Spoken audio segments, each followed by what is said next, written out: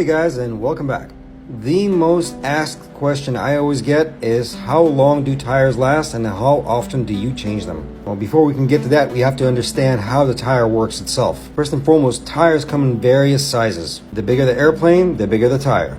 Manufacturers such as Michelin, Bridgestone, and Goodyear all make aircraft tires. The tire itself is very strong. It is comprised of multiple layers of rubber and steel. Plies across the sidewalls as well as the circumference of the tire itself. The tire is filled with nitrogen, and there's detailed manuals for us to inspect on the wear and tear of the tire. There are limitations to this. Along with the tire, the wheel hub itself has protection devices such as thermal plugs and overpressure plugs. Let's take a look at a worn out tire. You notice how the grooves and the tread is completely worn out and flushed? We look for this. Not only that, we started looking for this particular moment, the evidence that the tire is beyond limits when we start seeing the steel cord. This is a bad tire. It is beyond limits and we need to change it. We perform our walkarounds, we look at this kind of things. Amongst other defects in the tire as well, which I'll get into in a second here. The big red things on the side are just tire covers. Here's an example of a brand new tire. This is what they should look like. Another form of damage comes in puncture. What you're seeing there is a puncture in the 787 tire. Aircraft are susceptible to this because of foreign object debris. This could happen on takeoff or landing. Not to worry, aircraft can withstand this punishment. In this particular instance, both tires will be changed on the same axle because of the stresses caused on the bearings on the aircraft wheel. Other defects that we actually look for is also tread cuts. There are limitations to what's allowable and what's not allowable.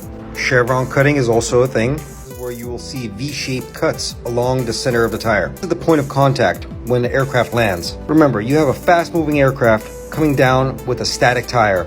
Yep, that tire will be spinning up really quickly. This is the cause of the chevron cuts. Most of the time, those things are negligible, but if it goes beyond limits, we will replace the tire. Everything from groove cracking, rib undercutting, open tread slices, and tread chipping and chunking, as well as sidewall damage. We inspect for all of this. One particular inspection is also very important, which is contamination damage. Any kind of brake oil, tar, or solvent or chemicals that are on the wheel can deteriorate the wheel itself, or the rubber, I should say. Now let's get to the actual question. How long do they last and how often do we change them? Well, the simple answer is unpredictable. Why do I say this? Because there are too many factors involved. Manufacturers can have certain guidelines and tests been done on the tire and the longevity of the tire, but in the real world, it doesn't work that way. In the real world, you have factors such as weather, temperature, inflation of the tire, the terrain the tire is landing on, application from brakes by pilots, and most importantly, foreign object debris. With all these factors combined, it is unpredictable how fast a tire can wear. This is why we inspect them on every flight.